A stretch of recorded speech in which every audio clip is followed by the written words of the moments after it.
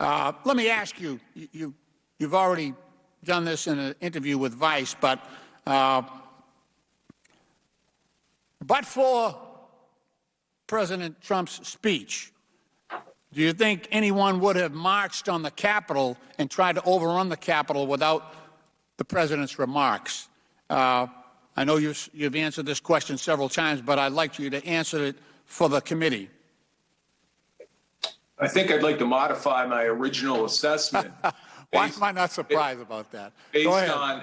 Based on, as Chief Conte said, we are getting more information by the day, by the minute about what happened. And to highlight some other observations that were made, it's clear now that there were although we're going to find out through the Department of Justice process and the legal system, it seems clear that there was some sort of conspiracy where there were organized assault elements that intended to assault the Capitol that day. Reclaiming my time, I'm just asking you the same question you've answered before.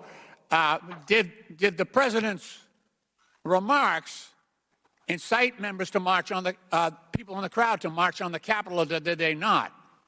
Well, he clearly offered that they should march on the Capitol. So it goes without saying that his statement resulted in that. Okay, I'm reclaiming my time. Let me just share with the committee what you have said before. This is your quote. This is your quote. Would anybody have marched on the Capitol and tried to overrun the Capitol without the president's speech?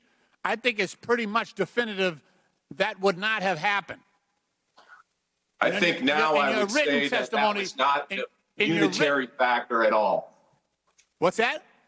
I would like to offer, I have reassessed, it's not the unitary factor at all.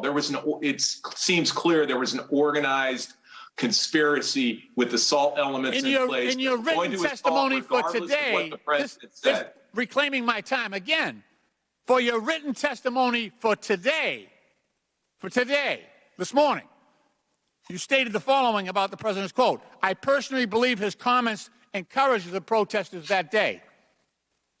That was this morning. So this is a very recent reversal of your testimony. Absolutely not. That's ridiculous. You're ridiculous. Thank you for your thoughts. I also want to highlight. No, wait a minute. Reclaiming my time. Reclaiming my time. You also said, and I quote, "The question is, did he know he was enraging the people?" That's a different matter. And I understand your reluctance to try to portray what was in the president's mind. But in multiple occasions, your testimony, both written and oral, you said, and again, without the president's speech, people would not have marched on the Capitol and tried to overrun the Capitol. And that you wrote this morning, "I personally believe his comments encouraged the president that day." So you understand how not believable your new testimony, your new version of testimony that was apparently created between the time you wrote your testimony this morning and when you came before the committee today. There's a difference between marching on the Capitol and assaulting the Capitol. You may answer. What? Okay. There's a difference between marching on the Capitol and assaulting the Capitol. That's the delineation I'm trying to make, despite the partisan attack that I just was subjected to. The gentleman's time has expired. The gentleman yields back. The gentleman